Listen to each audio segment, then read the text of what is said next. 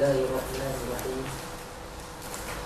الحمد لله فاطر السماوات والأرض مكون الليل على النهار، والصلاة والسلام على نور الأنوار وسير الأسرار والرياح الأنيار ومفتاح باب اليسار سيدنا ومولانا محمد المختار وآله الأطهار وأصحابه الأخيار بعدد أوراق الأشجار وأمواج البحار وقطرات الأمطار ما دام الليل والنهار.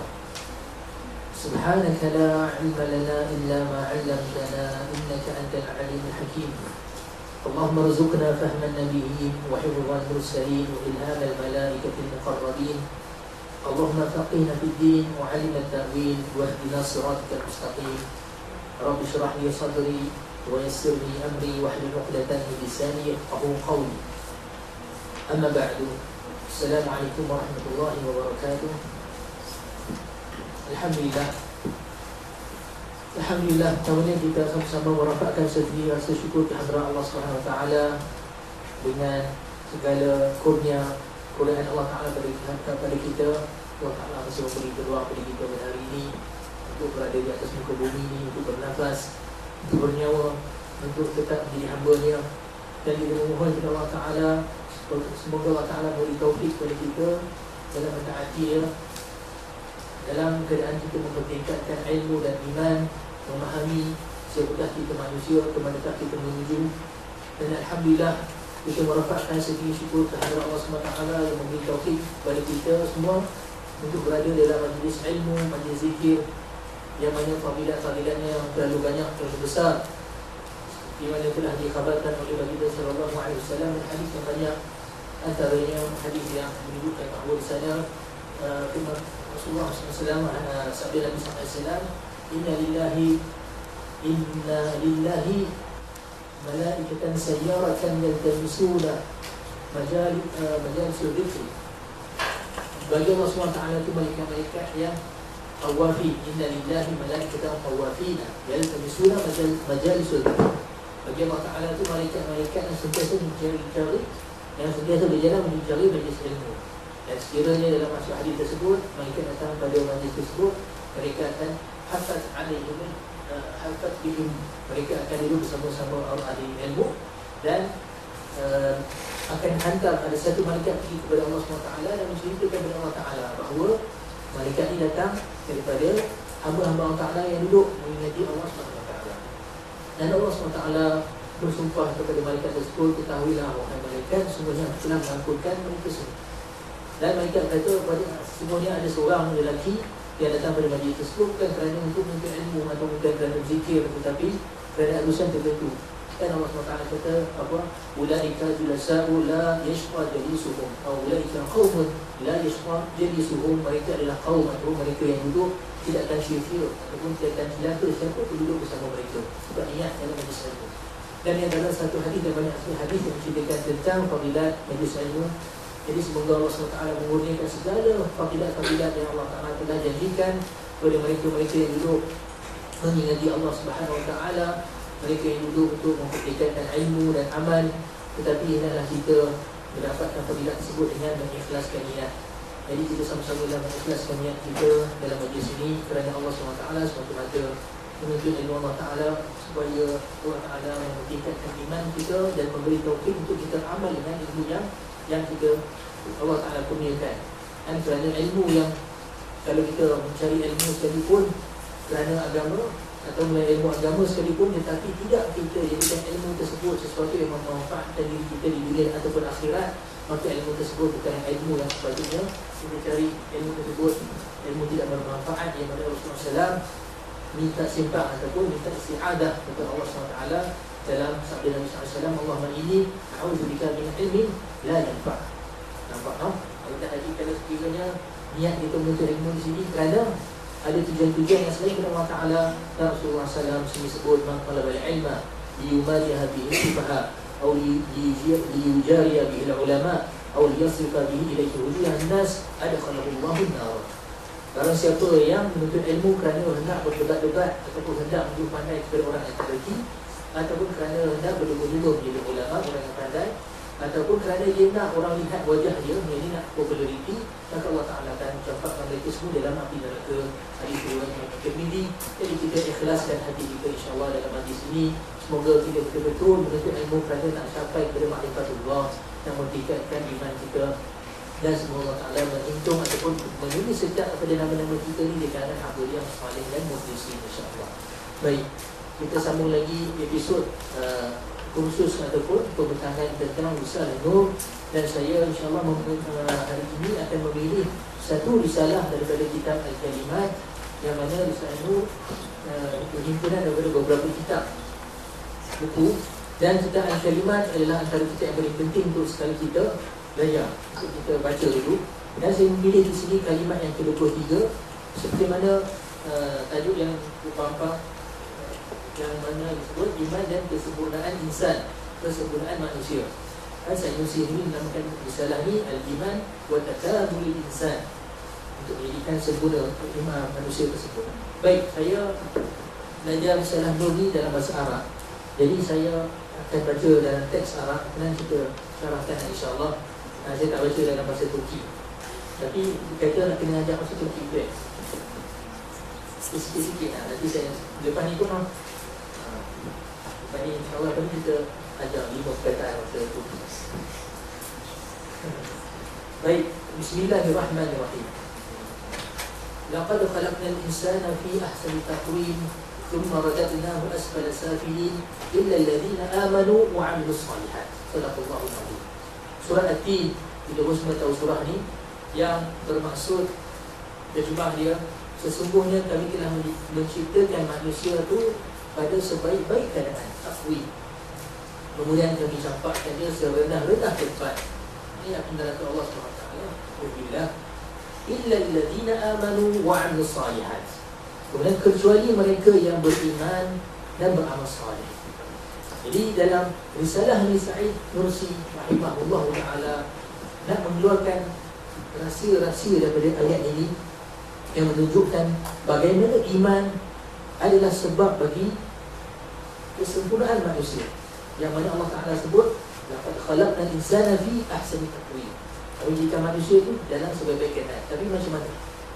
Sebelum kita mula baca risalah ni, antum ini hadirin sekalian, tuan-tuan mungkin dah tahu bahawa kitab Risalah Nur ditulis kebanyakan ya 90% kitab ni ditulis selepas kejatuhan Daulah Uthmaniyah. Apa yang berlaku selepas kejatuhan Daulah Uthmaniyah? Naik satu kerajaan baru, kerajaan sekular, yang cuba mencabut Islam daripada hati-hati manusia, yang umat Islam, dan juga akal manusia supaya jangan fikir cara akal Islam. Jadi dihidangkan dengan satu bentuk ilmu baru, cara fikiran baru, yang dipanggil kemudian dia sebagai falsafah nature, tabi'iyah. Dan datang satu bentuk ilmu yang dibanggakan, seolah ilmu ni yang dapat membangunkan memodernkan suki manusia baru, dengan ilmu sains moden yang memutuskan hubungan ilmu tersebut dengan Allah Subhanahu Wa Taala. Jadi kalau kita faham bahawa masyarakat yang berada pada waktu tersebut, waktu Imam Badi'us Zaman Sanusi, mereka adalah golongan yang sudah dirosakkan cara fikiran mereka dan iman mereka. Dan hampir ramai ketika orang Turki dah tidak beriman dengan Quran dan Sunnah. Hingga hari ini ramai sekali masyarakat mereka. Jadi kalau Imam Sanusi datang kepada golongan-golongan ini untuk berdakwah dengan terus membaca ayat Quran, kita kena beriman dengan ayat Quran, surah Al-Kahf berfirman sekian-sekian, hadis Nabi sekian-sekian. Golongan ini memang awal-awal dah tolak Quran dan Sunnah. Sebab pemikiran mereka telah jadi pemikiran madihi, akhlani, hanya beriman dengan akal saja. Kalau ada satu benda yang bentuk ilmu sains atau benda cara masuk dengan akal, mereka akan terima. Kalau tidak, susah terima. Sebab itulah uslub Risalah Nur, dia membukti berhujah bukan semata-mata dengan nas Al-Quran dan hadis, tetapi dengan satu kitab yang juga ia daripada ayat Allah SWT, iaitu Kitab Al-Kaun, kitab alam semesta, dengan hujah ilmu sains yang diguna pakai oleh musuh Islam sendiri. Dia macam kita lawan dengan golongan sekular ini dengan senjata mereka sendiri. Seperti mana berlaku pada imam-imam terdahulu, Imam Ghazali, Imam Abu Hasan Ash'ari, benda yang sama. Dan datang sekali daurah Imam Sa'id Nursi, episod dia dengan keadaan yang baru, bahawa Sa'id Nursi sekali berhujah dengan mereka dengan ilmu mereka sendiri. Sebab tu kita lihat hari ini Sa'id Nursi akan berhujah atau membahaskan masalah ni dengan melihat pada konteks apa yang mereka lihat depan mata mereka. Difaham tak? InsyaAllah. Baik. Dia kata sini al-mabahthul awal نبين فيه 5 محاسن فقط من بين آلاف محاسن الإيمان في 5 نقاط. Pada perbahasan pertama ni dia ada 5 noktah. Dia kata kami akan membuktikan, menerangkan 5 poin yang menunjukkan betapa iman tu ada kecantikan pada dia. Daripada sebenarnya ada ribuan, banyak sangat. Pada 5 poin sini. Nanti dia akan datang bahas yang kedua, insya-Allah pada hari yang lain. Tapi sekarang ni dalam bahas pertama ni, perbahasan pertama sekarang ni nak ceritakan bahawa daripada ayat yang kita baca tadi dapat khalaqna al-insana fi ahsani taqwim. Di sana ada bukti-bukti dan hujah yang menunjukkan bahawa iman ada dia panggil mahasin, kecantikan dia. Malah ada sesuatu yang membuktikan bahawa manusia dengan iman tak boleh nak lari. Dia mesti sebati dengan iman. Hari ini insya-Allah kita akan bincangkan poin yang pertama yang akan disebutkan oleh Imam Sa'id Nursi sendiri rahimahullah taala. Qala an-nuqtatu al-ula inna al-insana yasmu bi nur al-iman ila a'la 'illiyin fayaktasibu qimatan taliqu bil jannah wa yasqutu bi dhulmati al-kufr ila asfali as-safilin fayakunu fi wad'in yaj'aluhu ahlan li jahannam. Li'anna al-imana yunsibu al-insana ila salihihi bil jannah. Pertamanya, bukti yang pertama tentang iman. Dia kata apa? Hadirin boleh tengok dalam buku tu ada translation ya, tapi saya akan translate dengan bahasa saya lah. Sesungguhnya manusia, dia akan menjadi tinggi dengan cahaya iman sehinggalah kepada satu darajat dipanggil a'la illiyin, setinggi-tinggi maqam. Dengan iman. Dengan iman dia akan jadi tinggi manusia. Sehingga kan dia memperolehi ketika itu satu nilai yang melayakkan dia berada di dalam syurga. Nampak? Dan kata dan dia jatuh pula dengan kegelapan kekufuran. Dengan gelap kekufuran tu dia jatuh kepada asfalas sabili, serendah-rendah tempat yang rendah. Nampak? Dia kata dan ketika tu dia jadi satu keadaan yang menyebabkan dia jadi layak untuk berada di jahannam. Neraka Allah, na'udzubillah. Kerana apa? Kerana iman dia menisbahkan manusia kepada pencipta dia Dzul Jalal yang memiliki keagungan, kehebatan.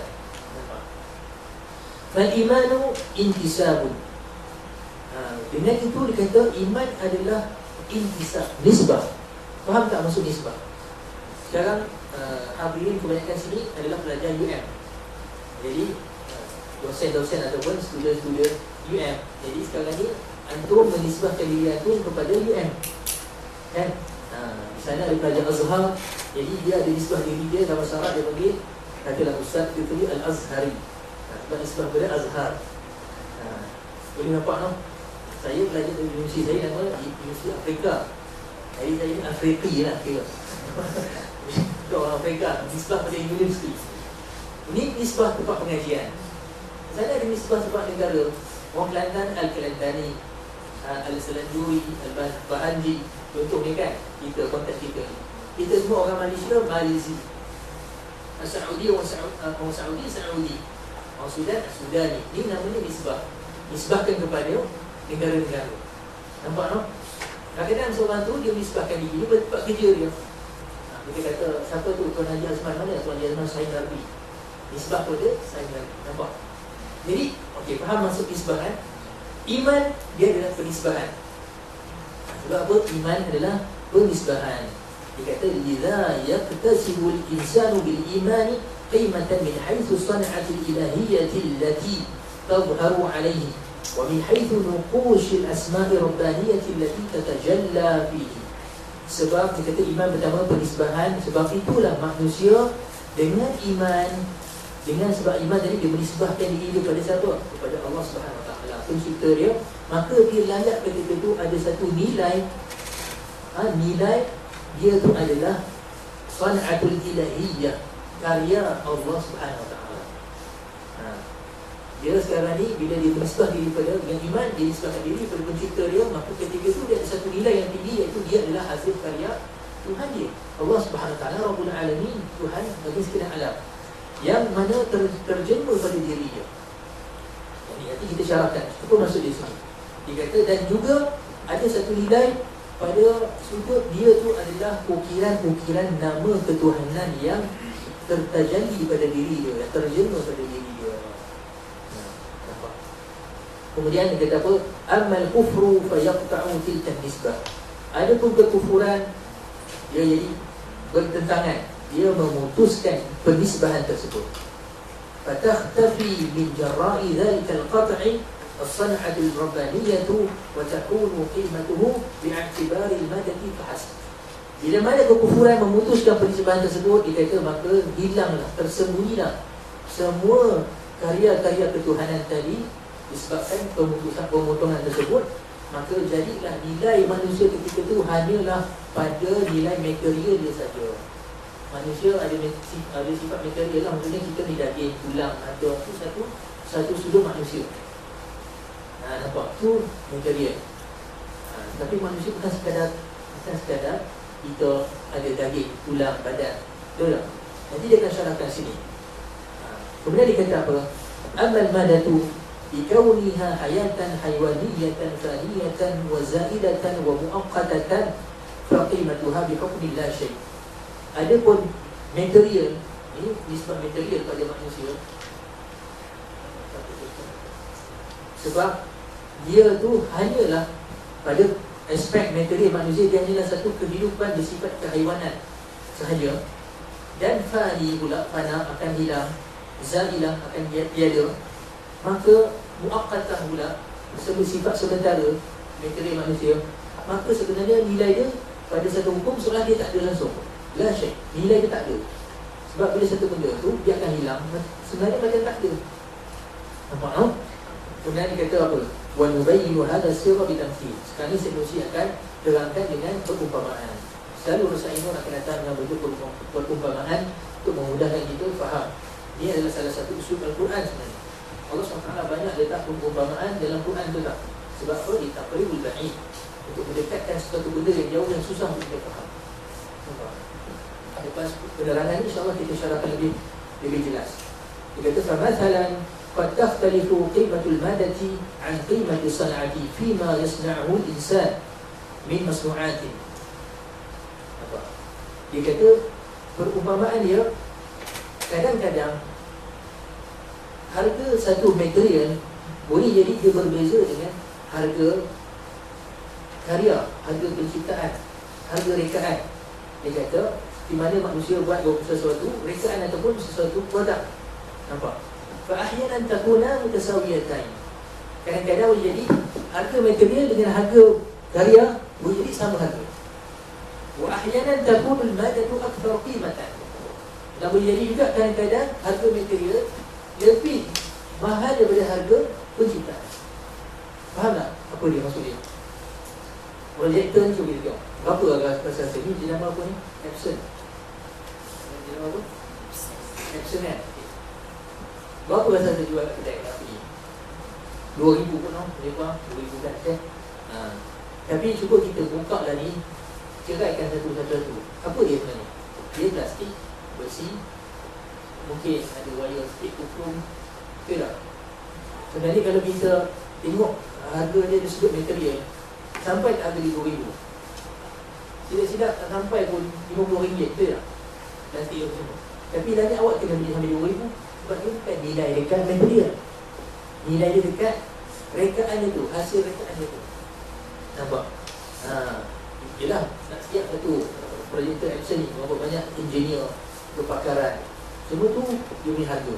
Jadi sekarang ni harga dia mahal, bukan sebab material, tapi sebab rekaan dia. Nampak tak? Jadi kata pun jadi juga kadang-kadang ada satu benda material itu mahal daripada dia punya harga penciptaan. Contohnya kita beli kipas buat daripada emas, solid gold. Siapa suruh beli kipas buat daripada emas? Memang harga mahal lah. Tapi dah kali nak pasang sebab nak bagi sejuk je kan. Jadi sekarang ni kipas hanya boleh beli berapa ringgit? Berapa? RM50. Kita dapat mungkin lebih kot. Katalah dalam okey, mungkin harga 100 lah ni kan, KDK apa, jenama baru. Tapi kalau beli kipas buat daripada emas, takkan nak jual 100. Mesti harga dia sekarang ni jadi beribu-ribu. Sebab apa? Sekarang masalahnya bukan harga kipas tu sebagai dia kipas, tapi harga material yang mahal. Emas tu yang mahal. Dia saya mesti nak kata perbezaan antara harga nilai material dengan nilai penciptaan. Dia nampak no? Dia faham sini? Sebab tu dia kata wa ahyanan tujadu san'atul bi qimati 500 qirsh fi madatin min al-hadid bi qimati 5 qurush. Di sana ada berjadi ada satu barang penciptaan, harga dia 500 qurush, duit Turki dulu. Pada satu material yang harga dia boleh jadi hanya 5 qurush saja. Yang kita sebutkan tadi lah, kalau kita cerai-cerai balik macam kamera ni apa semua, boleh jadi kalau kita lihat material dia RM4 je. Tapi bila jadi satu penciptaan, satu rekaan, dia jadi mahal. Dia nampak no? Bal ahyanan taqtasibu tuhfatun faniyatun qimatan milyun ma'a anna madataha la tusawi hatta 5 qurush. Dia kata boleh jadi di sana kadang-kadang ada satu barang antik yang dia berharga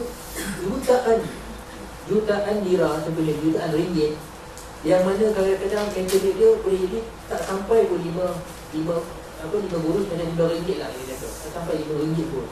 Betul tak? Contohnya lukisan Leonardo da Vinci, Mona Lisa. Jadi kalau dekat Perancis kan, lukisan dekat Perancis, katalah kita nak beli sekarang ni dengan 50 juta. Masa kerajaan Perancis nak jual tak? Dia tak jual pun no? Padahal 50 juta kita nak beli, tak jual. Padahal apa yang ada pada lukisan dari seluruh material, kain kanvas, cat, apa dia? Boleh jadi blok belakang tu kayu sikit berapa ringgit. Di sini tak sampai RM10 kan, kalau harga masa tu lah kan. Nampak tak? Ataupun katalah RM50 semua-semua tu. Tapi macam mana? RM50 material je, tapi harga ni sekarang tak boleh nak beli walaupun kita nak bayar 50 juta, 1 juta macam tak boleh nak beli pun. Sebab apa? Sebab bukan material kat sini. Sebab hasil karya siapa? Hasil karya siapa? Leonardo da Vinci. Nampak? Kita baca dulu singkat ini. Dia kata wahakaza فإذا أخذت تحفة فنية إلى سوق أصحاب التحف وعرضت بمسحة فنها منسوبة إلى فنانها المبدع الماهر العريق فبذكر ذلك الفنان تباع هذه التحفة بسعر مليون. Begitulah dia kata, sekiranya ada satu barang antik yang bersifat seni, kalau kita bawa lah kata barang antik ni macam lampu zaman dulu, kita jumpa lampu zaman kerajaan Abbasiyah contohnya kan, yang pernah digunakan oleh Khalifah Harun al-Rashid. Bayangkan, kita jumpa buat daripada besi.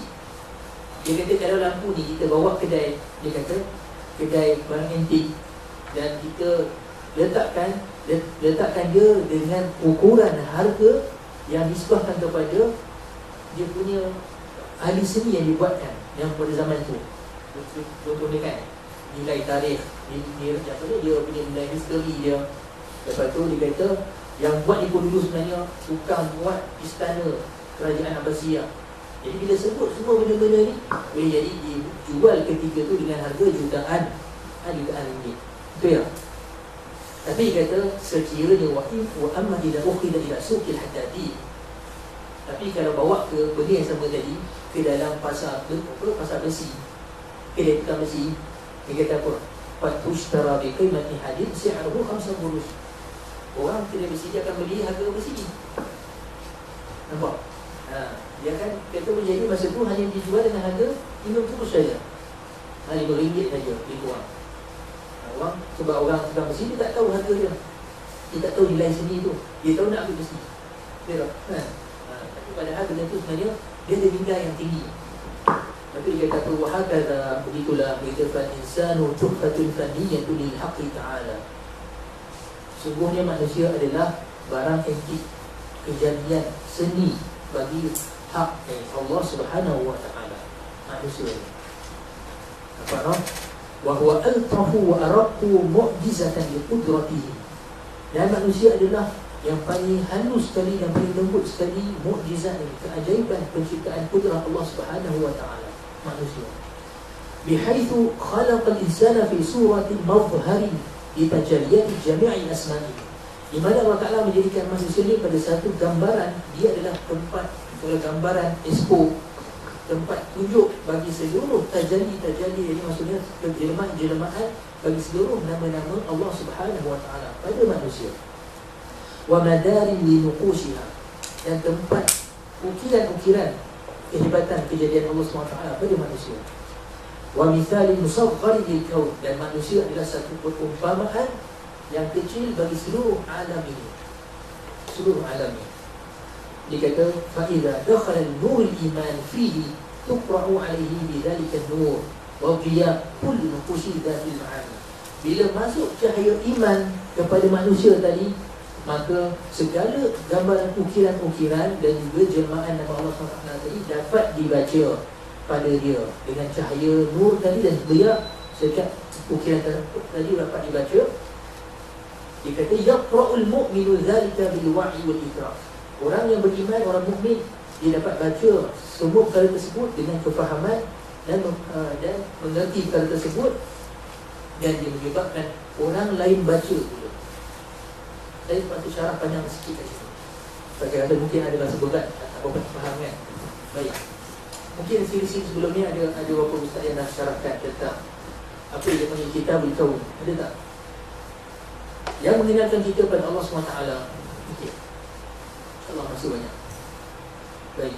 Manusia bila datang ke dunia ni, sama ada dia mukmin ataupun bukan mukmin, sebenarnya ada satu persoalan yang mustahil dan dia tak bertanya diri dia. Sebab soalan ini dipanggil soalan fitrah.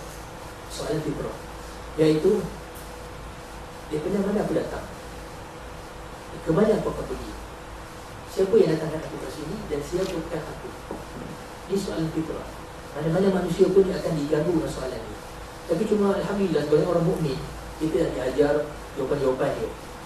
Nampak tak? Tapi soalan ini tetap kita kena tanya juga pada diri kita, walaupun kita alhamdulillah dilahirkan sebagai orang Islam. Siapa kita? Dari mana kita datang? Ke mana kita akan pergi? Baik. Jadi Allah SWT dah beritahu jawapan pada kita sebagai orang beriman. Laqad khalaqtu wa ma khalaqtul jinna wal insa illa liya'budun. Tidaklah aku jadikan jin dan manusia melainkan hendaklah mereka beribadah kepada aku. Liya'budun. Apa maksud ibadah? Jadi pertamanya, dengan firman Allah Ta'ala tadi, kita tahu bahawa kita sebagai manusia, tugas kita yang sebenarnya adalah ibadah. Liya'budun. Tapi apalah kita faham makna ibadah? Ibadah boleh. Kita tak nak solat semua semata-mata itu pun tak. Ibadah di sini maksud dia umum. Ini pengabdian diri. Sebab itu dalam bahasa Arab, dia mungkin dengan itu ada dalam bahasa Arab, dia ada istiqaq, bahasa Arab kan, istiqaq. Ya'budun, apa mustaqah dia, kalimat dia? Ain, ba, dan dal. Abdun, hamba. Hamba, maksud sini, ya'budun menjadikan diri kita hamba. Kita mengabdikan diri pada Allah SWT. Itu yang Allah Ta'ala tuntut. Tapi abdun menjadikan diri kita hamba ni sebenarnya bukanlah hanya kita melaksanakan apa orang Ta'ala buat, suruh, dan kita buat dalam keadaan sama dia apa ni, dan keadaan kita rela atau tidak. Pengabdian diri ialah menjadikan diri betul-betul hamba kepada Allah SWT. Dia kata bagaimana hamba sekarang ni, dia tidak memiliki diri dia. Nama dulu ada konsep perhambaan kan. Belajar fiqah ni kita tahu ada baburik hamba. Hamba dia tidak milik diri dia, dia hanyalah milik Tuhan dia. Tetapi pengabdian diri juga sebenarnya dia tak tercapai dengan arti kata betul-betul tanpa ada sebarang takaluf buat-buat, melainkan bila hadir sesuatu perasaan yang penuh dengan kekaguman dalam diri kepada satu kuasa yang besar, dan juga rasa kagum dengan rasa jatuh cinta kepada satu kecantikan dan keihsanan yang besar di hadapan kita. Sebab itulah seseorang sekarang ni, kalau dia bercinta dengan seseorang, dia secara tak sedar dia telah menjadi hamba pada yang dicintai dia. Jadi bahasa Arab disebut, dia kata idza habal mar'u syai'an sara lahu 'abdan. Seseorang kalau cinta kepada sesuatu, maka dia akan jadi hamba pada benda yang dicinta. Tak payah cerita lah lelaki perempuan, apa saja. Kalau seorang tu katalah dia cinta sangat kereta baru dia katalah dia bersungguh-sungguh nak target beli kereta Ferrari. Jadi benda yang dia cinta sangat, benda dia suka sangat kereta Ferrari, dia sanggup bersusah payah kerja overtime dan semua untuk dapat satu duit ataupun dapat bayar loan untuk beli kereta Ferrari. Dia dapat kereta tu, macam mana tengok dia jadi hamba beli kereta, dia cuci dan polish apa semua, nampak? Sebab apa? Sebab suka pada kereta tu, cinta pada kereta tu. Sama lah juga pada kereta-kereta yang lain. Kalau seorang lelaki suka pada seorang perempuan, bagaimana bila dia suka tu, dia cinta tu, dia pastikan bahawa dia dapat reba kekasih dia tadi. Sanggup jaga malam, tunggu telefon, SMS, nak meet, tapi dapat fikir balas SMS. Jadi kena pucak nak beli barang, nak beli hadiah apa. Bukankah ini sebuah perbuatan seolah-olah menjadi hamba kepada kekasih dia? Betul tak? Dia disuruh untuk buat perkara begitu tak? Tak disuruh, betul tak? Dia buat dengan diri dia sendiri. Nampak tak? Sebab apa? Bila dia jatuh cinta kepada seseorang tu, dia nak pastikan bahawa kekasih dia tu tadi menerima cinta dia. Dan dia buat apa saja untuk pastikan perkara tersebut tercapai. Itulah yang dikatakan telah menjadi hamba kepada kekasih dia tadi. Nampak? Jadi sebab itulah tidak kenal maka tidak cinta. Betul tak? Tidak kenal maka tidak cinta. Boleh tak sekarang ni kita nak suruh minta tolong cinta si Fulan, tolong cinta Muhammad Fadli, boleh tak? Mana boleh nak buat? Kita tak kenal lagi. Bila dah kenal, dah tahu dia memang seorang yang baik, apa sekian-sekian ni, barulah masa tu hati rasa suka pada dia, betul tak? Sebab bahawa itu perkara yang menciptakan cinta ni, dia daripada kecantikan, kesempurnaan dan daripada ihsan, kebaikan. Kita jatuh cinta sebab cantik, jatuh cinta pasal dia tu bagus, ataupun jatuh cinta pasal dia tu mengambil berat. Ini semua dipanggil bahawa itu perkara-perkara yang mencetuskan masa cinta. Sebenarnya Allah SWT hanya letak pada makhluk sebagai contoh saja. Untuk manusia, hamba dia mencari siapakah sebenarnya sahib mempunyai sifat-sifat yang kita jatuh cinta. Sebab apa? Supaya kita cari dia yang sebenarnya. Jadi manusia bagaimana dalam konteks dunia yang fana ni, dia boleh jatuh cinta jadi hamba pada makhluk sebab-sebab ni. Jadi orang beriman sepatutnya dia mencari sampai cinta yang akan letak pada diri dia mempunyai satu. Kepada siapa dia letakkan? Nampak? Ini cerita pendek lah, cerita panjang, tapi cerita pendek je sampailah cari Allah SWT. Dan ketika itulah kalau betul-betul dikira Allah Ta'ala akan hadir dalam diri dia ubudiyah, pengabdian diri. Nampak? Sebab itulah kita sebut tadi tidak kenal maka tak cinta. Kenapa tidak hadir ubudiyah kita dengan sifat ini pada Allah SWT? Apa sebab? Sebab tak kenal. Sebab tidak kenal Allah Ta'ala dengan arti kata kenal betul-betul. Nampak? Tapi Allah Ta'ala dah bagilah contoh-contoh ni pada makhluk. Supaya kita fikir awak hang suka sangat Minah tu, dia kata dia cantik, bukan tak cantik, dia tu bagus akhlak dia semua. Lepas tu dia tu ambil berat kat saya tu. Nampak? Allah Ta'ala letak sifat-sifat yang dia jatuh cinta tu sebagai satu contoh saja. Sebagai satu contoh saja. Daripada mana sifat jamal, kecantikan ni? Daripada mana sifat kamal, kesempurnaan ni pada hakikat dia? Pada Allah SWT. Bila Allah Ta'ala nak cari, kamu tu cari kepada siapa? Jadi kat sinilah salah satu wasilah untuk kenal Allah SWT. Malah kalau seorang tu betul-betul kenal Allah Ta'ala dengan wasilah ini, maka dia sebenarnya akan jatuh cinta pada Allah Ta'ala dan jadi hamba pada Allah Ta'ala cara bukan buat-buat. Ini nampak tak? Tapi kenapa kita tak hadir? Sebab kita tidak kenal. Bila tak kenal maka tidak cinta. Nampak tak? Macam mana nak kenal Allah Ta'ala? Macam mana nak kenal Allah Ta'ala? Sebab itulah nak kenal Allah Ta'ala tadi dengan iman. Bila mana kita boleh melihat segala terjadi sifat Allah Ta'ala yang Allah Ta'ala pamerkan kepada diri kita dan juga pada alam ini. Allah Ta'ala berfirman satu ayat, sanurihim ayatina fil afaqi wa fi anfusihim hatta yatabayyana annahu al-haq. Kami akan tunjukkan kepada mereka ayat-ayat kami. Pada apa? Fil afaqi, pada alam afaq. Wa fi anfusihim, dan dalam diri mereka. Hatta yatabayyana annahu al-haq, sehinggalah jelas sesungguhnya dia Allah SWT itu maha benar. Nampak?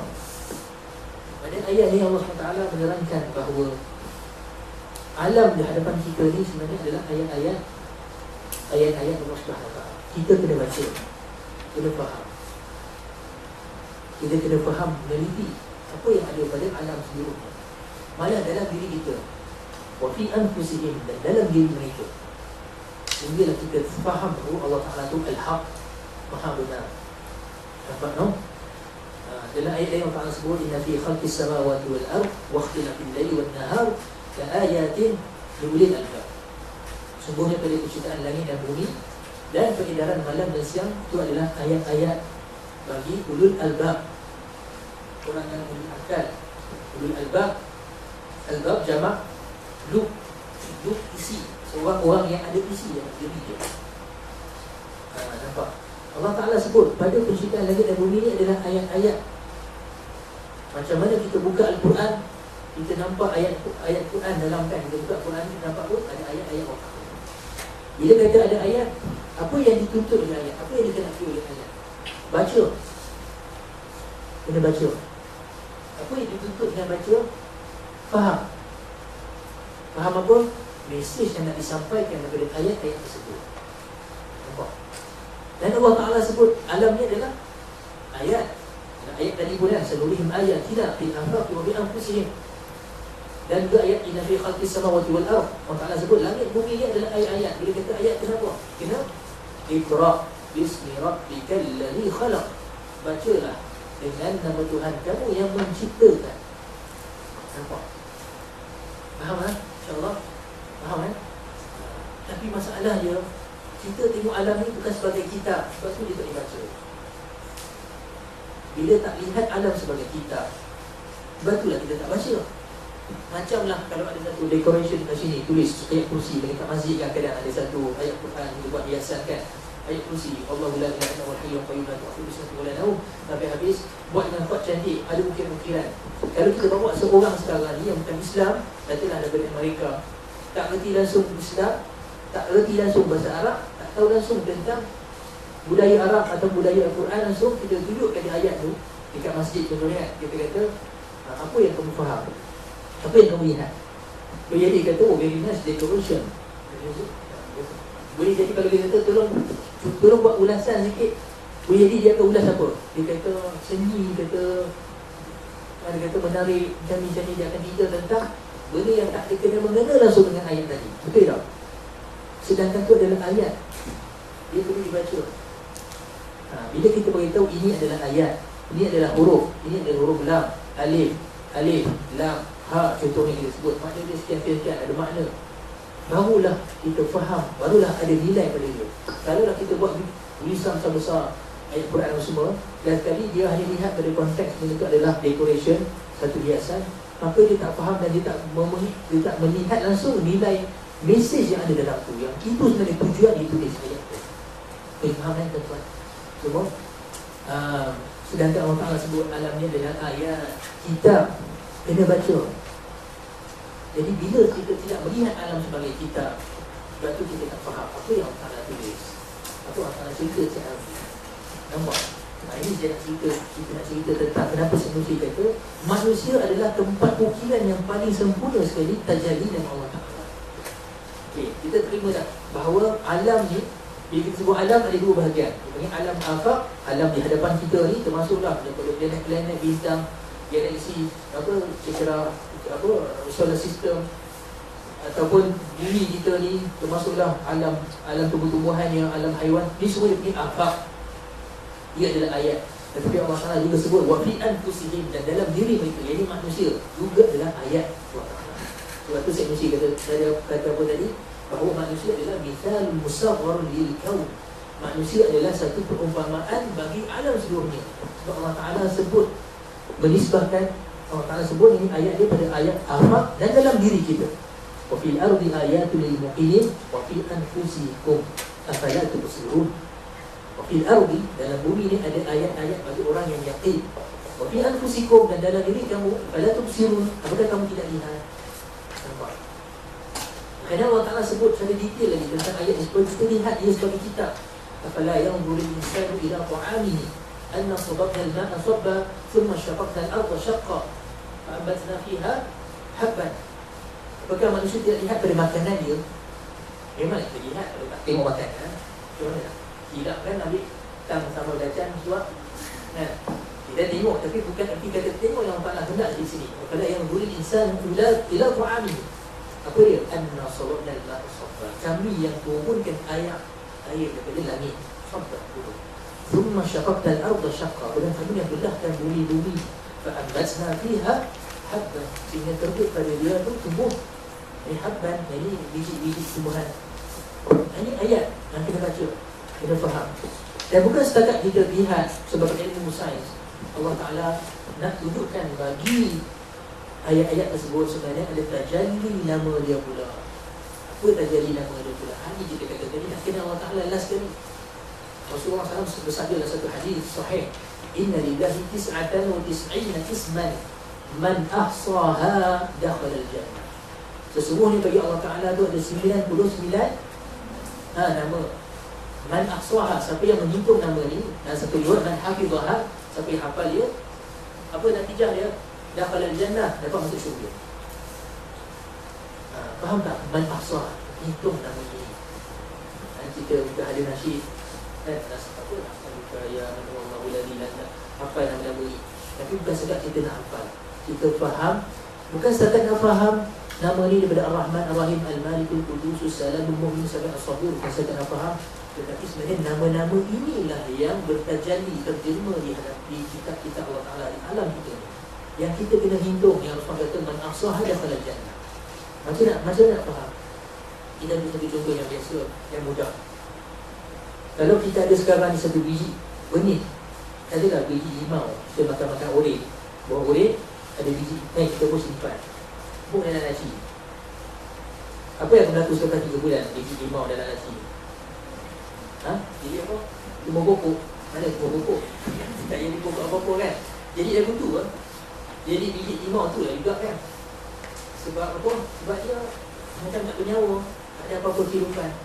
Tapi sekarang ni kalau kita letak dekat atas tanah contohnya, atau atas kapas, ataupun kita cari unsur-unsur yang asbab untuk dia boleh bercambah.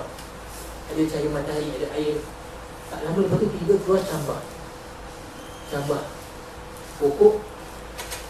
pokok oreh. Pada cambah ni kita lihat ada sesuatu benda yang ajaib. Apa dia? Dia ada al-hayatu, ada kehidupan. Baik 3 bulan sebelum ni dia duduk tang mana? Awak tak ada. Main mana pula lagi? Nampak? Dia adalah daripada khazanah Allah SWT, daripada nama Allah Ta'ala Al-Hayy, yang maha hidup. Dia tak boleh datang dengan kita punya kekuatan ataupun kita punya kemahiran, tak boleh main. Dia daripada khazanah Allah SWT semata-mata. Allah Ta'ala bersifat Al-Hayy, Al-Hayy Al-Qayyum. Al-Hayy la yamut, yang maha hidup yang tak akan mati. Al-Hayy Al-Qayyum, yang maha hidup yang berdiri dengan sendiri dia. Boleh faham tak? Maksud Al-Qayyum, maksud dia hidup bukan ada dengan sebab. Kita hidup sebab apa? Mak ayah kita ada semua tu sebab. Allah Ta'ala hidup apa? Ada sebab, ada usaha. Sebab Allah Ta'ala yang maha hidup tu, dia kata maha hidup. Kehidupan tu diri daripada dia. Nampak tak? Nampak ni satu tajalli yang ada sekarang ni pada cambah. Dan juga Allah Ta'ala Al-Mu'mit Wal-Muhyi, yang mematikan dan juga menghidupkan. Yukhrijul hayya minal mayyit, yang mengeluarkan kehidupan daripada kematian. Tapi biji benih ni mati kan, tiba keluar satu kehidupan. Nampak? Kemudian bila besar sikit pokok ni, jadi pokok oren, buah oren. Elok jadi pokok oren kan, dia tak jadi pokok besar. Tiba-tiba dia tersilap jadi pokok mangga sebelah. Jarang berlaku. Macam mana bila pada biji benih kecil tadi tu, dia boleh faham, boleh buat segala data-data keturunan dia. Sebenarnya kat sini Allah Ta'ala nak tunjukkan satu ayat, satu tanda kebesaran dia, iaitu Allah Ta'ala bersifat Al-Hafiz. Al-Hafiz, Al-Hafiz maksud dia yang menjaga, maha menjaga. Wal-Musawwir, dan juga Al-Musawwir, maksudnya yang membentukkan, elok bentuk jadi pokok oren. Siapa yang jadikan bentuk pokok oren satu bentuk yang special ataupun bentuk yang tersendiri, dia tak jadi macam bentuk pokok lain? Allah SWT. Malah kadang kita tengok pokok oren negara ni lain dengan negara ni, nampak? Ada sifat-sifat yang Allah Ta'ala jaga elok. Sebab Allah Ta'ala tunjuk pada kita sebenarnya sebagai satu ayat untuk kita baca, kita faham. Allah Ta'ala tu Al-Musawwir. Seperti mana dia taswir, menggambarkan, membentukkan pokok ni, itulah dia menggambarkan, membentukkan semua makhluk termasuk dalam diri kita. Walladhi yusawwirukum fil arhami kaifa yasha. Dia yang membentukkan, bentuk kita dalam kita rahim ibu seperti mana dia kena. Nampak? Tapi yang penting pada ayat sini apa kita nak faham? Sifat Allah Ta'ala tadi Al-Musawwir. Jadi bila dia jadi pokok, dah jadi pokok besar ni, pokok oren, dah ada buah oren, dia dalam himpunan pokok-pokok oren yang lain. Kita sekali berada dalam ladang oren, kita tengok hijau, kita ada buah oren ramai. Apa kita rasa? Cantik tak? Cantik kan? Hatta hati kita pun rasa macam tenang. Dia tengok ladang oren, kata subhanallah, cantik sekali. Dia cantikkan sendiri sebenarnya apa yang Allah Ta'ala kenaki pada gambaran cantik sini. Terjadi nama Allah Ta'ala Al-Jamil, yang maha cantik. Kalaulah Allah Ta'ala tak keluarkan kecantikan ni daripada Adam, daripada tiada, saya kita tak faham pun apa arti kata cantik. Tapi sebenarnya apa yang Allah Ta'ala senaki dalam menggambarkan cantik-cantikkan sini, Allah Ta'ala beritahu bahawa dia lah daripada khazanah, dia lah kecantikan tu datang. Dan dia lah yang bernama Al-Jamil. Inna Allaha jamilun yuhibbul jamal. Allah Ta'ala tu maha cantik, dia suka kecantikan. Nampak? Kita ambil buah oren tadi, kita makan, dia adalah makanan kita, rezeki kita. Allah Ta'ala beritahu pada kita, dialah Ar-Razzaq, memberi rezeki.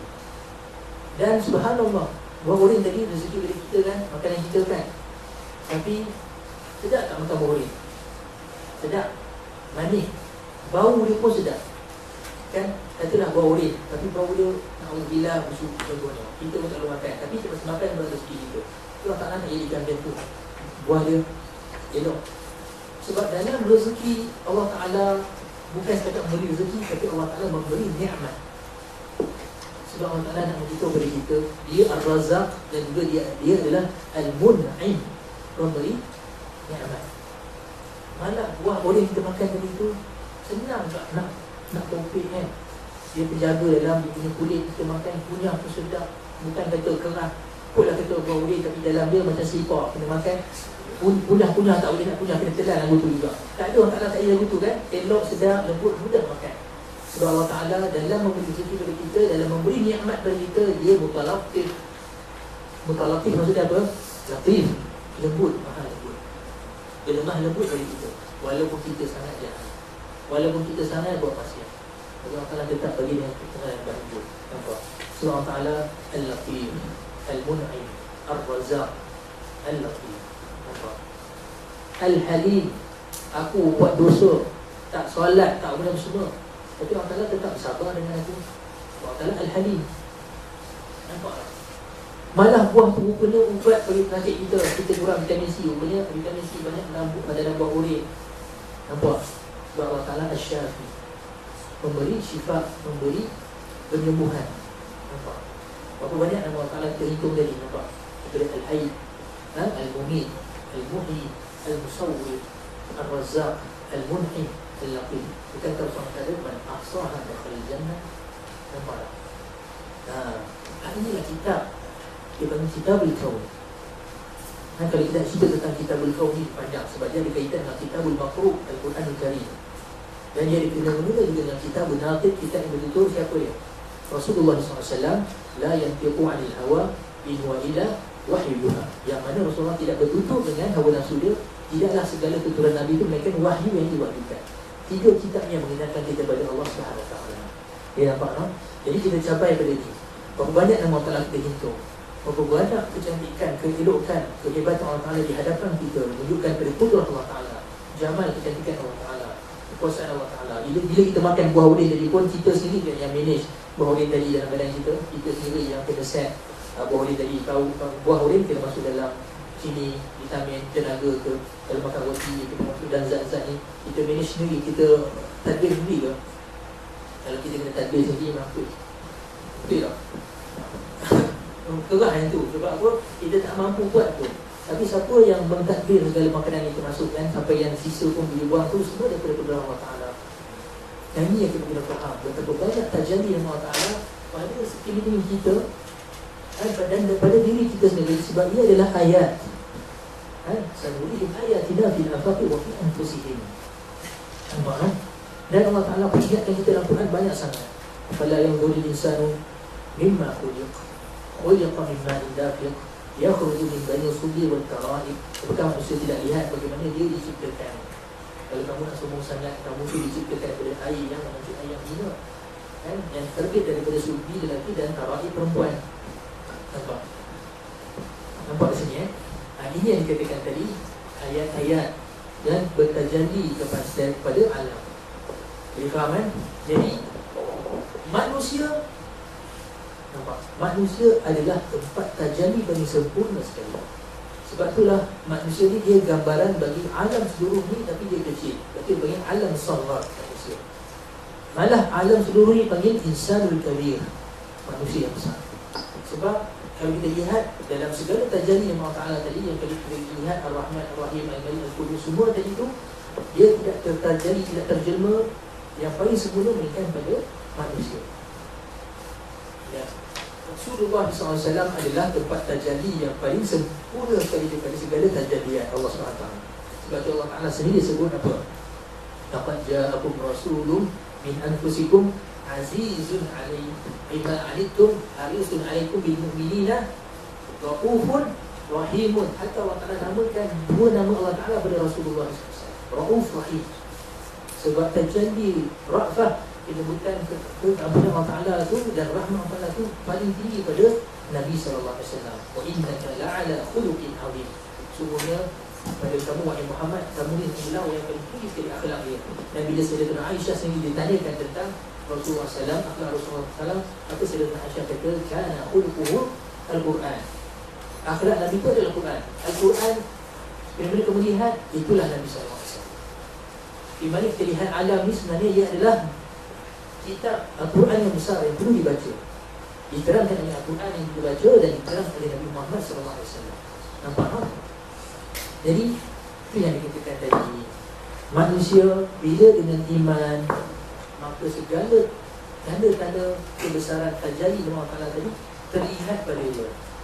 Nampak tak? Dengan apa? Dengan iman pertama sekali. Malah dikata dia menjadikan orang mukmin boleh membaca segala tajalli tadi. Nampak? Dia dah faham dari konsep yang dikatakan Allah Ta'ala tadi. Kalau kita lihat manusia, kita akan boleh faham kan kita ni dah gambaran kekuasaan Allah SWT.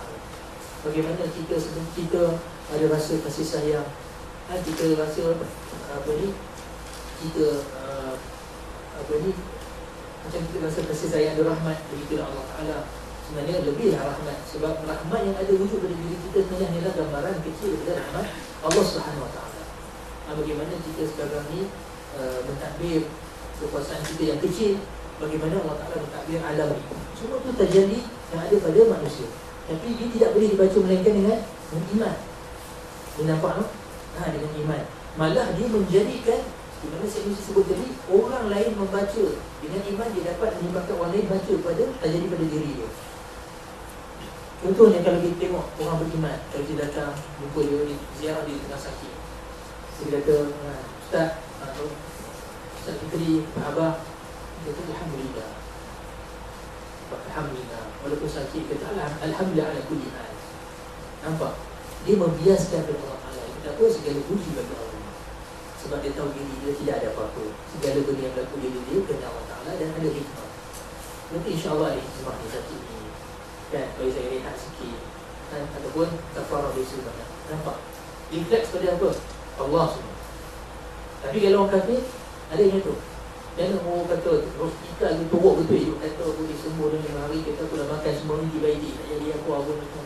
Dia cari sebab dia. Dia tak lihat asal besar bila asbab yang menyebabkan sebab tersebut. Sebab apa? Sebab kufur tadi dia potonglah hisbah tadi awal-awal. Itu orang beriman, atau kita pun diperingatkan. Mana kamu? Alhamdulillah.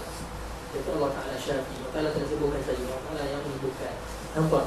Dia menyebabkan orang lain pun mengingati Allah SWT membaca ayat-ayat terjadi pada Allah, pada diri dia. Boleh nampak insyaAllah. Baik. Jadi dia kata apa? Dengan iman tadi, jelas tajalli Allah Ta'ala pada diri dia, maka ketika itu terjelmalah, terlihatlah karya Allah Ta'ala pada manusia dengan makna-maknanya. Allah Ta'ala jadikan manusia yang penuh hikmah. Betul tak? Mata yang pada sini, telinga di sini. Bayang kalau tinggal buat atas kepala, macam ni tak prospek mata kita? Contohnya ini contoh dia. Tapi kat situ tadi kita lihat subhanallah, Allah Ta'ala hakim. Alaihissallahu bi'ahkamil hakimin. Allah Ta'ala paling sekali hikmah sekali dalam kesaturan dia. Elok dia jadikan tubuh manusia tu. Nampak? Itu contoh dia. Jadi semua penciptaan dia ada makna. Tapi dengan iman dia dapat dibaca. Dia kata, di mana saya sebut sini, kata innani masnu'u sani'i dzil jalal wa makhluquhu wa madhharu rahmatihi wa karamatihi. Di mana orang beriman, dia akan berkata, aku adalah penciptaan Tuhan aku, sani' yang mencipta, yang penuh dengan keagungan, dan aku adalah makhluk dia dan tempat rahmat dan kemuliaan Allah Subhanahu wa taala. Jadi lihat bagaimana Allah Taala memuliakan kita hari ini dengan banyak kemuliaan. Kita buat salah pun, buat dosa pun, tapi Allah Taala masih kurniakan kita kesihatan. Allah Taala masih kurnia kita apa dia rezeki. Allah Taala masih kurniakan kita bagaimana putra untuk kita beramal. Semua itu sebenarnya daripada sifat Allah Taala Al-Karim, yang sangat pemurah, yang sangat memberi rahmat yang banyak. Jadi nampak, itu terjadi yang dilihat oleh orang yang ada iman. Baik, dia kata idzan فالإيمان الذي هو عبارة عن انتساب الإنسان إلى صانعه يظهر كل آثار صنعة الموجودة فيه، وتكون قيمة الإنسان بحسب تلك الصنعة الربانية وباعتبار كونه مرآة صمدانية، وعليه فالإنسان الذي لا أهمية له يكون بهذا الاعتبار مخاطبا إلهيا فوق جميع المخلوقات وضيعا ربانيا لائقا بالجنة. Dia kata maka dengan itu iman dia adalah ibarat bagi misbah tadi. Apa? Misbah tadi. Lukisan Mona Lisa siapa buat? Leonardo da Vinci. Tak boleh lah. Tak boleh sebab apa? Siapa? Kata Leonardo siapa? Sebab sekarang ni bukan masalah dekat lukisan tu. Sekarang ni siapa pelukis tu? Harga dia sekarang sebab dekat nilai seni siapa. Walaupun kita pun boleh tiru, tapi kita siapa? Nampak? Jadi kita sekarang ni karya siapa?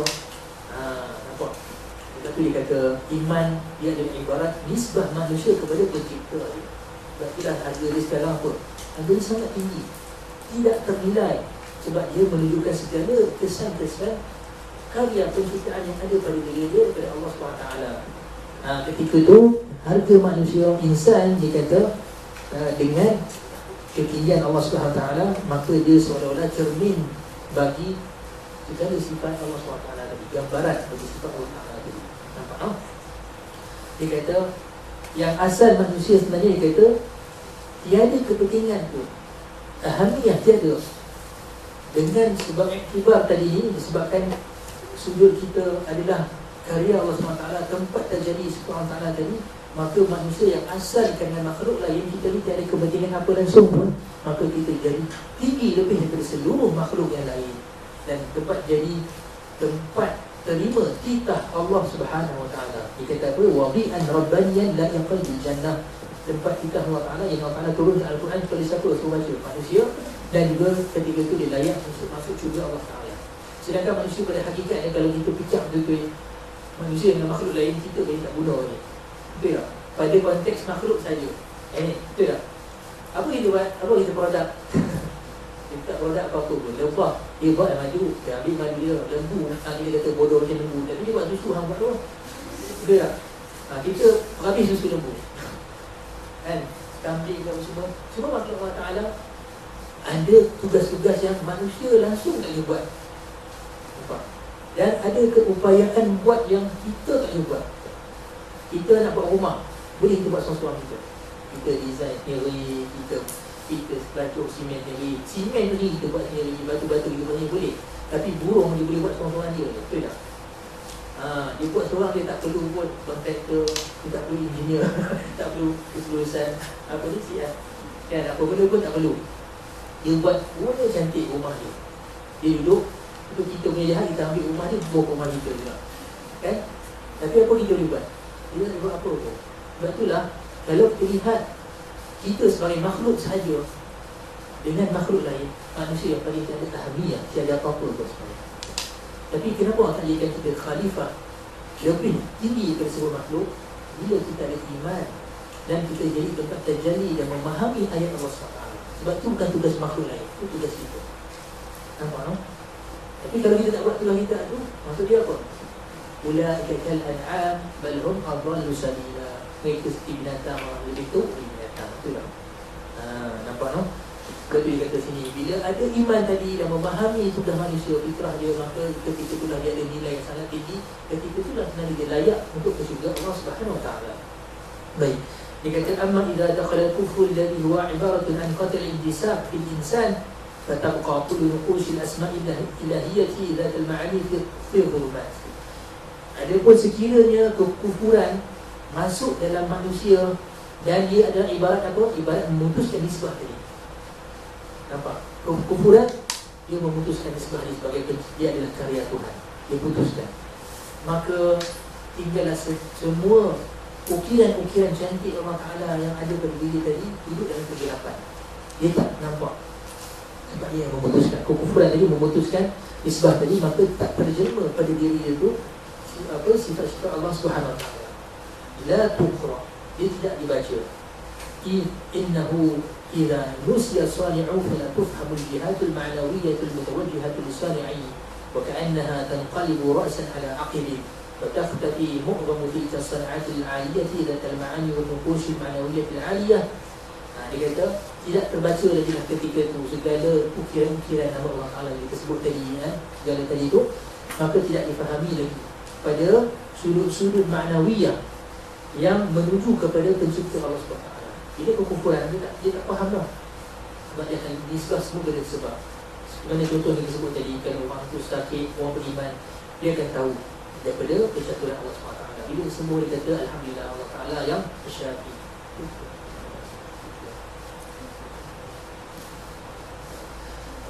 Apa ni? Jadi bila semua beriman tadi, dia akan refleks, akan cerminkan dia sebagai penciptaan Allah SWT. Tapi bila kufuran, dia tidak beriman dengan Tuhan, maka dia akan disebah segala benda pada sebab dari material sahaja.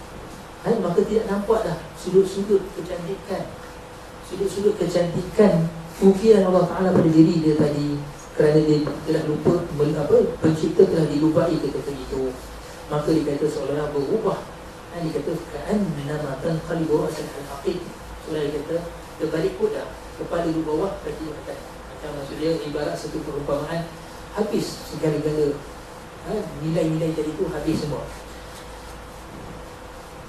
Dia kata ada pun yang tinggal ketika itu amal qismul baqi alladhi yura bil 'ain fa yunsabu ila al asbab as-sufliyati wa tabi'ati wa tasadufi wa yasqutu akhiran.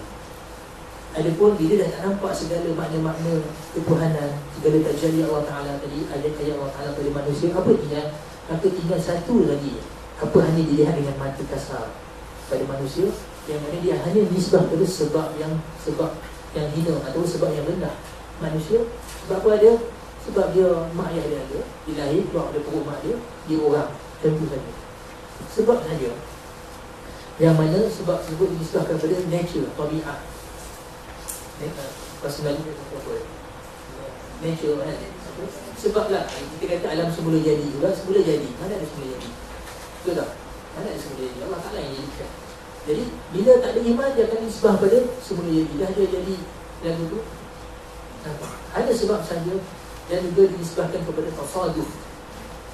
Kalau sebenarnya kalau ada kita Arab sedap baca ni, sebab kalimah-kalimah yang ada kat sini sebenarnya semua ada makna yang penting. Dan semua ada apa orang kata,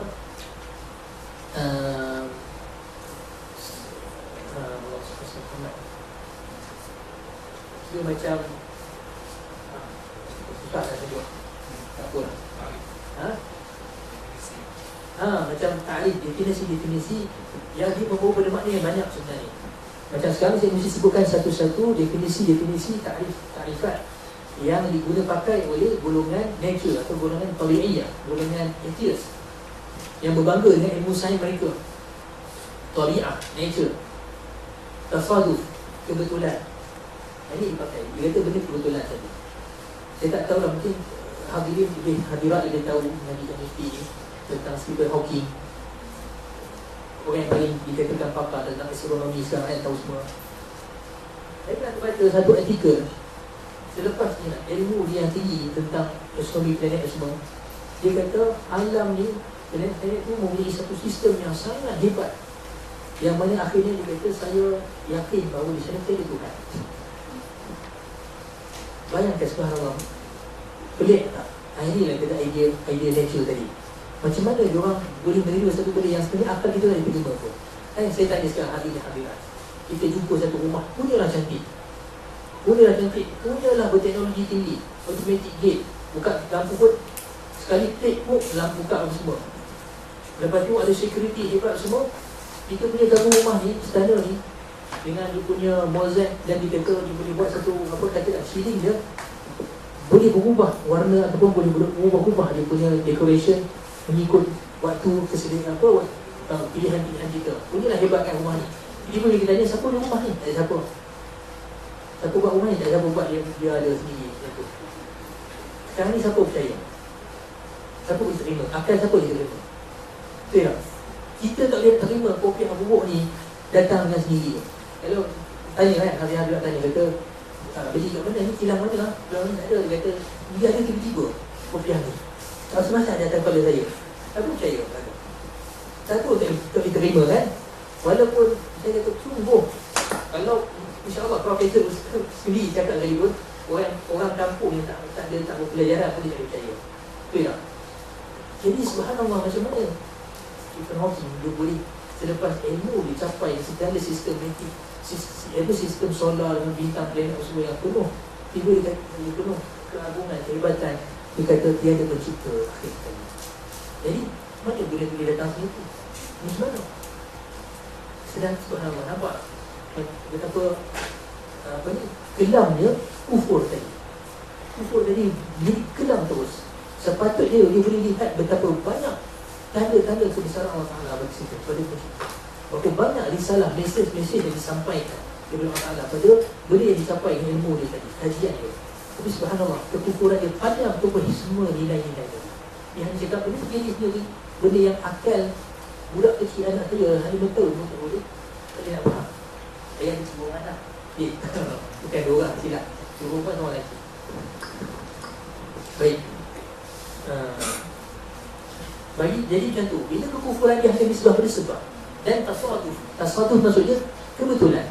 Ada benda kebetulan tu, bila dia terima kebetulan, orang macam Stephen Hawking tadi, bila dia tengok bintang, planet kolisi sistematik ni, dia seolah-olah kata macam ni, kat dinding ni ada 100 lubang, dan saya ada 100 bola besar ni. Setiap lubang tu ada nombor, dan setiap lubang asli bola ni pun ada nombor. Saya Hawin ni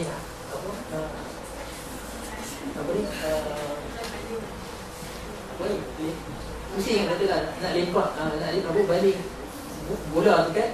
Jadi katalah tuju kat lubang tadi tu, setiap bola tadi masuk lubang dia ikut nombor masing-masing. Orang yang menerima tasawuf, dia kata macam tu lah, kata kebetulan saja. Sebenarnya dia nak kata benda aja. Dia kata kita tak boleh terima benda tu macam satu kebetulan. Mesti ada teknik dia, ataupun mesti ada sebab dia kat sana. Macam tu lah kata, sistem alam ni ataupun planet ni penuh dengan kehebatan. Bintang bergerak tu semua. Kalau kita nak cerita panjang bagaimana bumi ni berpusing kan. Bumi ni ada graviti sebab apa? Sebab pusingan dia kan. Bumi mengelilingi matahari dengan 60 km sesaat. Bolehlah laju. Tapi kelajuan itulah menyebabkan wujudnya graviti. Kalau maklumat ini tak betul, boleh berbetulkan. Tapi apa yang saya tahu, macamlah ayak ni, kalau kita go dalam Bali atau bukan, saya Hawin apa? Pusing, kata pusing, laju-laju kan. Lah ni ayak tu jatuh lah kalau kita pusing laju. Tak jatuh kan? Sebab apa? Sebab pusingan yang laju tadi membentuk graviti yang ada dekat Bali tadi. Macam tu lah kita kat bumi sekarang. Pusingan yang laju. Seolah sekarang ni dia kata kalau kita ada satu bola, kita ikat dengan apa ni tadi, kita lempak laju-laju, masa tu dia pergi sana, bila dia tali tu tarik, dia akan pusing. Dia akan pusing. Macam tu lah dikatakan bumi ni, dia sebenarnya muntaliqah, macam nak pergi sana. Tapi sebab ada graviti matahari, dia ikat, jadi dia pusing. Tapi pusingan tersebut mewujudkan pula graviti yang kita boleh duduk elok atas bangku ni, tak terbang, tak terapa-apa. Bila berhenti pusingan ni, apa akan berlaku? Kita pakai terbang. Bono, terbang. Mana bono? Kalau hilang graviti dia berlaku, kita akan tercampak ke sana sini. Jauh mataku menasukkan farash betul. Maka sebut apa? Hari tersebut antara sebab hari kiamat sebab pusat graviti hilang. Sebab apa? Sebab matahari betul-betul belah barat. Pusing bumi. Jadi yaum takunu nasu kal farash mabthus. Manusia ketika itu seperti kupu-kupu berterbangan, bukan kata manusia, wa takunu al-jibalu kal 'ahnil manfush. Gunung-gunung pun seolah poten-poten, kapas-kapas yang manfush, ambil cari-cari dan tiup terbang. Habis. Bukan itu saja. Bukan itu saja. Bila tiada graviti kat bumi ni, apa dia? Wa akhrajatil ardu athqalaha. Bumi akan keluarkan isi dia. Sebab dalam bumi ini ada core yang sangat panas, ada metal, ada bahan macam logam yang cahaya panas sangat. Tapi kita tak terasa kepanasan tu sebab graviti yang ada kuat dalam bumi ini dia tak pilih. Dan bila hilang graviti, dia akan burst keluar. Sebab tu Allah Ta'ala sebut apa? Idza zulzilatil ardu zilzalaha, bila bumi akan goncang sangat, wa akhrajatil ardu athqalaha. Isi bumi buat dah keluarkan isi tu. Sebab benda ni tadi. Sebab tu kita kata tadi, sekarang ni kita elok dalam aman, bumi elok berjalan dengan pusingan dia elok 24 jam. Bila sekali pusing mengelilingi dia punya diameter dia sendiri, dan pusing matahari elok 360 hari 1 tahun. Takkan benda ni tiba-tiba kita kata kebetulan yang menyebabkan berjuta-juta sistem berlaku kat bumi.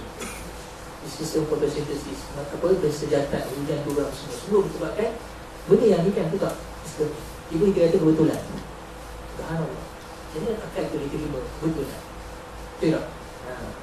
Jadi macam itulah kita sebut. Jadi manusia bila dia tak ada iman, maka dia akan disebab pada kebetulan semua. Yang sebenarnya akal boleh terima. Mana kebetulan? Mana kita daripada titisan air mani terbentuk elok mata jadi mana kebetulan? Malah itu adalah tajalli sifat Allah Ta'ala, ayat Allah SWT. Berapa banyak ayat ke situ, kehebatan Allah Ta'ala nak tidur di situ. Dan dikata akhirnya manusia dengan kekufuran tadi terus akan jatuh.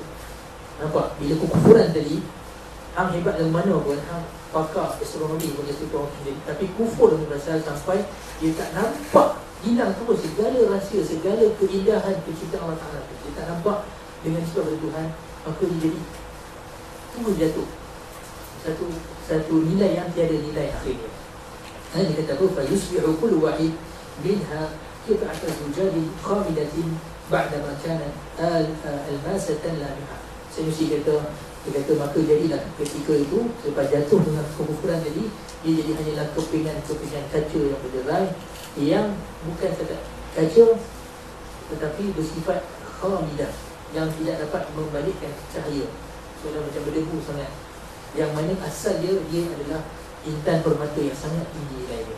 Ini nak buat satu gambaran perumpamaan. Kalau dengan kekufuran sudah jatuh nilai manusia tu, jadi kepingan kaca yang apa boleh kita pakai. Malah kalau nak membalikkan cahaya pun dia tak boleh sebab terlalu berdebu ataupun tidak clear. Kena kata wa tabqa ahamiyatu fil madati alhayawaniyati faqat. Maka ketika itu kepentingan manusia hanyalah sekitar pada material dia saja, manusia yang bersifat binatangan haiwaniyah saja. Malah seperti mana kita sebutkan tadi, binatang lebih aula, lebih afdal daripada dia. Manusia lah sekali nilai dia material apa? Kalau kita sebut tadi kipas dari emas. Kalau kipas tu rosak tu pun kita jual, dia dapat nilai yang kipas tu kalau rosak, kalau buat dari emas kita jual pun dapat duit banyak kan. Manusia kalau dah tak ada nilai sebenarnya, siapa nak beli daging manusia? Nilai material kita apa? Daging apa semua. Daging lembu lagi orang nak beli. Boleh tak? Daging kambing lagi laku. Manusia last sekali apa?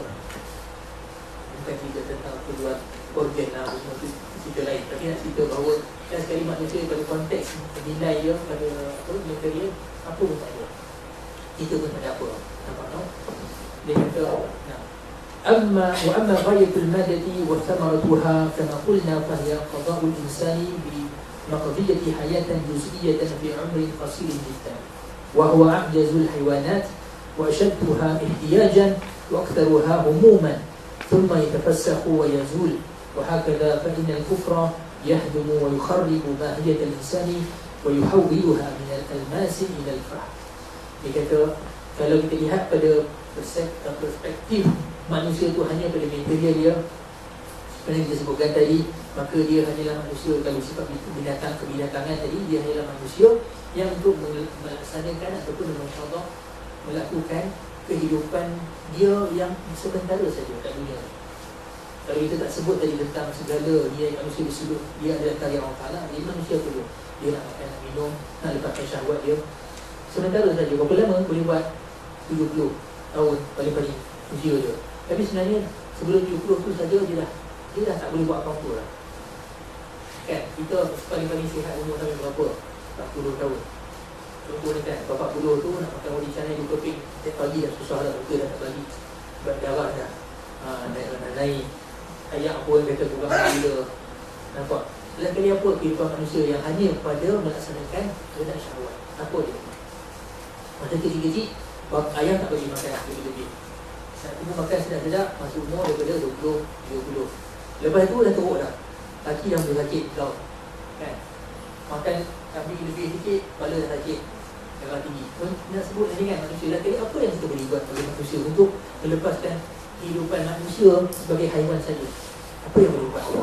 Yang mana manusia dikata kat sini hidup dia sangat ringkas dan dia adalah makhluk yang paling lemah sekali di kalangan makhluk. Betul tak?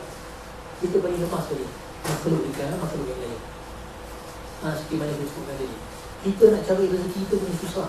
Seperti apa? Nak cari makanan kita punya susah. Binatang senang je, lembu tak payah, nak susah-susah ada berikat. Rumput dia makan, sedap. Betul tak? Betul tak sedap? Kalau makan dia makan rumput tu, bagi dia sedap lah. Kita pun sudah ada nasi mandi kambing, dia tak mau makan, dia nak makan rumput juga. Sebab masalah jadikan kat lidah dia yang paling sedap adalah rumput. Jadi dalam konteks berlazat-lazatan dalam makanan, kita tidak challenge lembu. Nampak?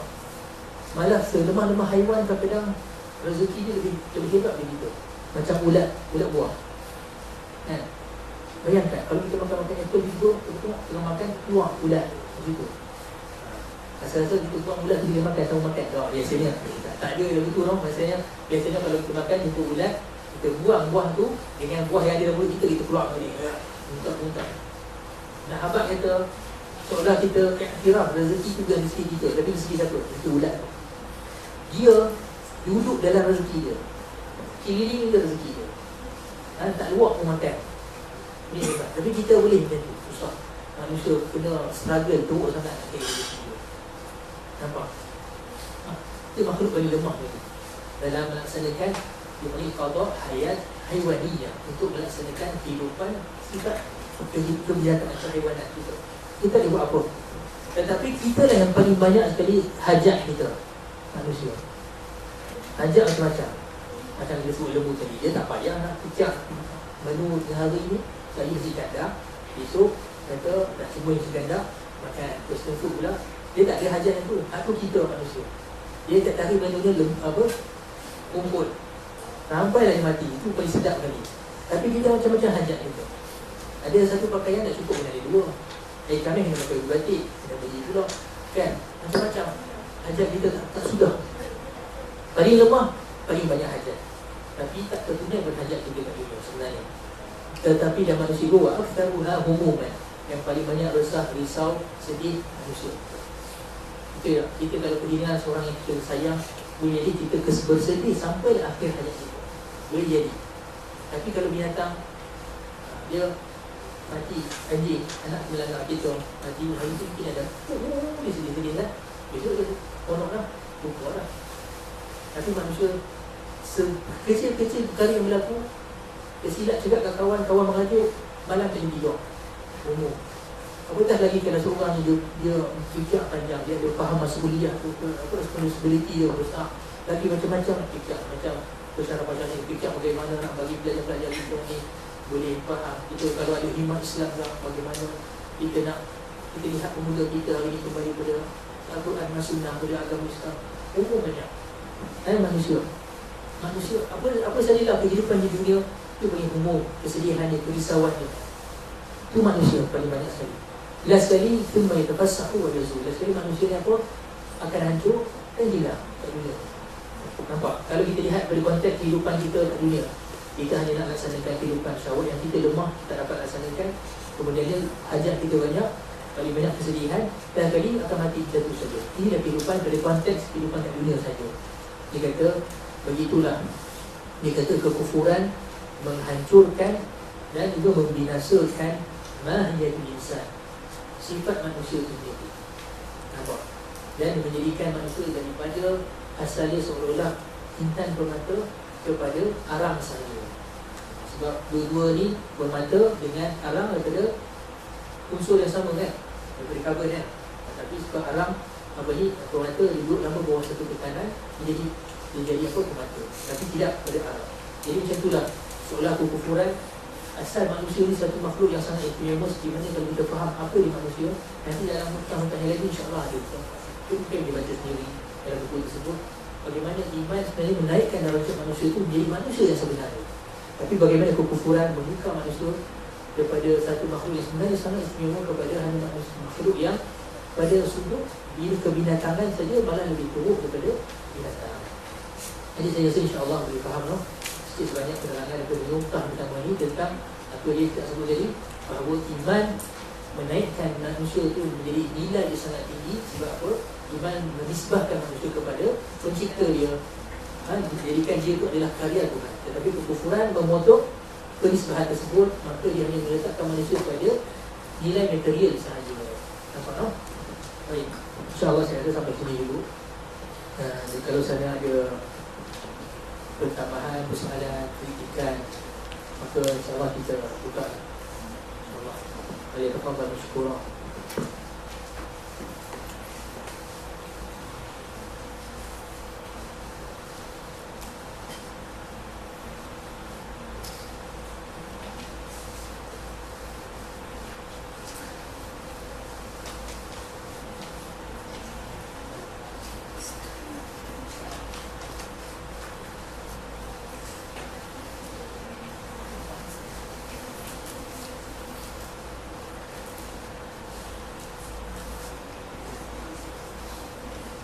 Kalau tak ada soalan pun, tapi katalah ada kefahaman daripada risalah tadi untuk dikongsikan, aku sangat menggalakkan. Sebab kita ada sainus di mana kita lihat, kita tak tafakur, kita yang kita berfikir. Boleh jadi kadang-kadang Allah Ta'ala beri ilham kepada orang, kepada kita berbeza memahami ayat Allah Ta'ala tadi. Sebab konteks memahami ayat penciptaan Allah Ta'ala ni benda yang tidak ada had batas. Jadi kita buat contoh tadi, contoh melihat ketajahan Allah Ta'ala pada pokok oren kan. Sebenarnya tak sana kita lihat tentang pokok oren saja. Dalam pokok sendiri, dalam dunia ni banyak sekali banyak. Kalau kita faham konsep dia, kita akan lihat subhanallah setiap hari kejadian Allah. Kita akan lihat kehebatan Allah Ta'ala setiap hari dalam kehidupan kita.